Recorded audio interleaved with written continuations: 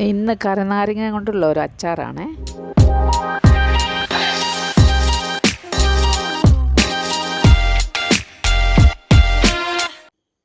Hello, എല്ലാവർക്കും നമസ്കാരം.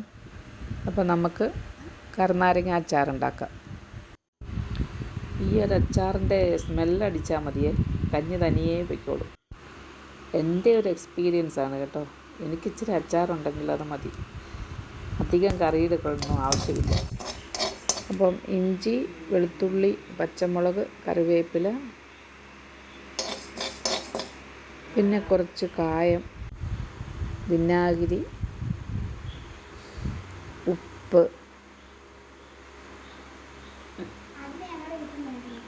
എള്ളെണ്ണയാണ് ഉപയോഗിക്കുന്നത്.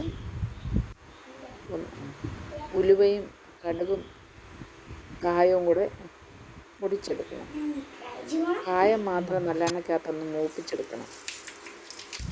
അപ്പം ചട്ടിയിൽ കുറച്ച് നല്ലെണ്ണ ഒഴിച്ച് കടുക് ഉലുവായിട്ട് പൊട്ടിക്കഴിയുമ്പോൾ ഉള്ളി, ഇഞ്ചി, പച്ചമുളക്, കറിവേപ്പില എല്ലാം കൂടെ വഴറ്റി എടുത്തതിന് ശേഷം നാരങ്ങ ഇട്ട് കൊടുക്കുക. കഷ്ണമാക്കി വെച്ചിരിക്കുന്ന നാരങ്ങയാണ്. ഞാനിതിപ്പോൾ 2 ദിവസം മുമ്പേ അത് കുറച്ച് കല്ലുപ്പിട്ടൊന്ന് ഉണക്കാൻ വെച്ചിട്ടുണ്ടായിരുന്നു. അപ്പോൾ അതിട്ട് കൊടുത്തതിന് ശേഷം കുറച്ച് വിനാഗിരി ഒഴിച്ച് ഉപ്പ് ഒഴിച്ച്, ചാറ് വേണമെന്നുള്ളവർക്ക് ചെറു ചൂടുവെള്ളം ഒഴിക്കാം. അത് കഴിഞ്ഞ് നമ്മൾ പൊടിച്ച് വച്ചിരിക്കുന്ന ഉലുവയും കടുകും കായവും എല്ലാം കൂടി ഇതിൻ്റെ കൂടി ചേർക്കാം. അച്ചാർ അങ്ങനെ റെഡി ആയിട്ടുണ്ട്. ഉപ്പും പുളിയൊക്കെ ക്രമീകരിക്കാൻ വേണ്ടി സ്വല്പം ഷുഗർ ഇട്ട് കൊടുക്കാവേ.